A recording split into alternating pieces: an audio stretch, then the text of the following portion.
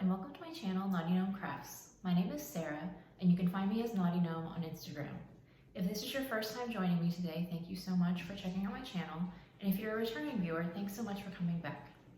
So today I have a May sewing plans video for you, but before we get started, I just wanted to share what I'm wearing. This jacket is just a Madewell utility jacket that I've had for a number of years. And underneath that, I am wearing my Hey June handmade Willamette shirt. This is the first one that I ever made. And I'm also wearing a self-drafted linen skirt, and I'll insert a picture of the full outfit so you can see it. Not the most stylish thing, but I just wanted to be comfortable and it's a nice day, so that's my outfit for today. So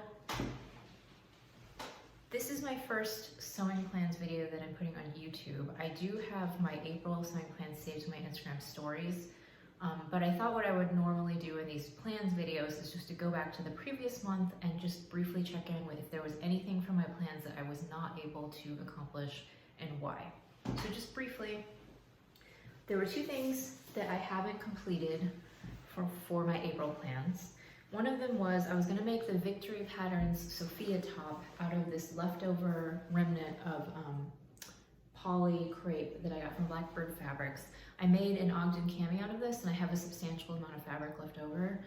And I was going to use this fabric to make a wearable muslin of the Sophia, but by the time I actually got around to doing this, the fabric that I had ordered from Blackbird came for the real versions of my Sophia, so I just went ahead and cut them out and just skipped doing the mock-up version. And I'll just put this back in my stash and use it some other time. So that was the first thing that I didn't get to. And then sadly, the second thing that I don't think I'm gonna finish or even start for April is the Ashley Mccall's dress. I was gonna make View B with short sleeves, and I was going to use this absolutely beautiful Rifle Paper Company rayon in the Strawberry Fields line. Basically, I'm not gonna get to this dress because I got an idea to make a different dress and it sort of took over my brain and I needed to do it right now. And so I just don't think I'm gonna be able to finish two dresses before the end of April. So I'm just gonna set the Ashley dress aside and come back to it at a later date. So that was my April plans that I was not able to complete. And now let's move on to talking about May plans. So since this is my first plans video I'm posting to YouTube, I thought I'd just briefly lay out some of the ground rules or just the framework that I use when I'm making my plans. There's basically four things that I think about when I want to decide what I'm going to sew in the next month. The first thing is that if I get a needle sharp box, I do subscribe to the box, but I only order a box if it's something that I really want to make. But if I am going to get a box, I want to sew it up in the month that I receive it so that the boxes don't just pile up in my sewing room unused, because that would make me feel really guilty because the needle sharp subscription is a little bit expensive. So I want to make sure that if I'm purchasing a box that I'm actually going to sew it. So that's the first guideline. The second guideline is a relatively new one. I talked about in my previous Friday Sews video, which I will link up above, that I took out a subscription to Fiber Mood. And so in order to make the price of the subscription worth it to me, I decided that I should try to sew up one Fiber Mood pattern per month. And that doesn't matter if it's from the magazine or from the PDF patterns. As long as I'm sewing at least one pattern from Fiber Mood a month, I'll be happy. So that's the second guideline. The third guideline is that I have been sewing for quite a long time, and so I have a stash. Some of my fabric in my stash has been around for a really long time, like more than 10 years. And I want to continue to use up that stash. So every month I want to use at least one fabric that's an older fabric that I haven't just recently purchased. So it doesn't have to be more than one, but just I want to make sure that I'm trying to use up older stash. So that's my third guideline. The fourth guideline is that I want to try to do at least one pattern that I've sewn before. I have this tendency, probably because I buy too many patterns, that I'm always sort of in this like squirrel mode where I'm like, I need to make the latest pattern that I bought. And I never go back and revisit older patterns. And I know that a lot of people in the sewing community will make multiples of a pattern over and over and over again, and that's great, and I think that's wonderful, but I just don't tend to do that for myself.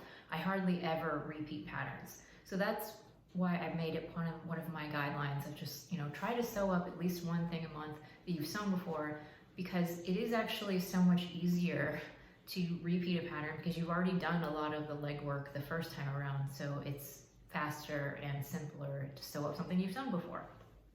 So those are the guidelines that I operate on when I'm trying to decide what my plans are for the coming month.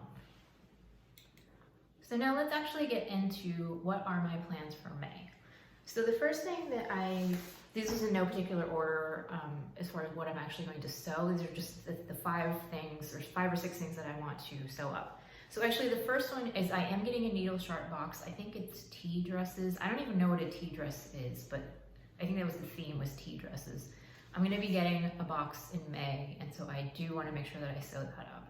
So that's my first plan. The second plan is I'm going to make the simplicity. For my first try, I'm going to make the shorts view. Basically, this is going to be a wearable muslin of the faux jumpsuit that I talked about in my spring and summer fabric plans video, and I'll link that up above. I wanted to make a blue linen faux jumpsuit using the pants from this pattern. But first, I want to make the shorts version just to make sure that the fit is okay. So for that, I'm going to be using, this is Old Stash fabric. This is Essex Cotton Linen Blend, and it's been in my stash, I don't know, I think since 2012 or something, like a pretty long time. And I have like 4 yards of this. It's only 44 inches wide. So I have plenty of fabric, but I want to make the shorts out of this. And then I actually also want to make a matching top. So it'll be kind of a faux romper. And for that, I'm going to use my repeat pattern, which is the Fiber Mood Elisa shirt, which I have sewn up once before, and I'll stick a picture of that up here. And I think the 2 of them together will make a really cute set. So that is plans 2 and 3 for May. So the next thing on my list is I have had this white linen in my stash since 2018. I bought it from Fabric Mart. It's a really wonderful, high quality linen. And I've been wanting to make a white linen shirt for summer, and I couldn't decide for a while if I wanted a button-up shirt or if I wanted a pullover. And I think I'm going to use from the So Beautiful book. I think it's called the Paloma top. It's just a peasant style pullover blouse, and I want to do it in this white linen. And the reason I decided on that as opposed to a button-up shirt is just lately I've been wanting to sew simpler, quicker items, and I think that a pullover top is going to be less fiddly than a button-up shirt. So I'm going to go with that for plan number 4. So plan number 5 is I want to sew a maxi skirt for the Sew Maxi for Mother's Day challenge. And I'm going to be using this absolutely beautiful rayon fabric from Atelier Jupe that I got from Style Maker Fabrics. And that was from my part 1 of my spring and summer fabric haul. And the pattern I'm going to use for that one is this new Simplicity skirt pattern that I just picked up from Joann's. It's Simplicity 9267, and I did change my mind about what I was going to do with the skirt. I was originally going to make more of a straight skirt that had buttons down the front, but I'm really into this one right now because it's a little bit fuller and it has pleats, and I think I'm going to make this view. And it has pockets. I really debated whether I needed to buy this pattern because I do have some other pleated skirt patterns, but this one just has all of the features that I really wanted. I like the slash pockets, I like the pleats. So I went ahead and picked this up while it was on sale at Joann's for $1.99. So my last plan for the month is something that I need your help with. So the Fiber Mood pattern that I'm going to make this month is the Paulette Blouse, and I'll stick a picture up here. It's a ruffle blouse, and if you watched my Sew Inspo Cezanne video, you'll see why I really like this top, and I wanted to make one in a floral print. But I can't decide which floral to use, so I don't know whether to go with this dark background. I think it's sort of a navy background. It's an art gallery rayon, or the blush pink Strawberry Fields fabric, which is also a rayon. And I just can't decide if I should do dark background or light background. So let me know in the comments which one you prefer and help me decide, because I think either one would make a really beautiful shirt with those ruffles.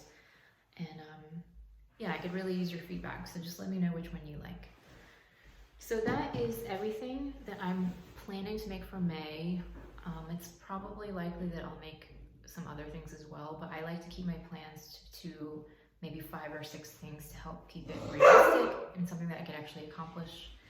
So that's everything that I have for you today. And if you like this video, please hit the like button and consider subscribing to my channel.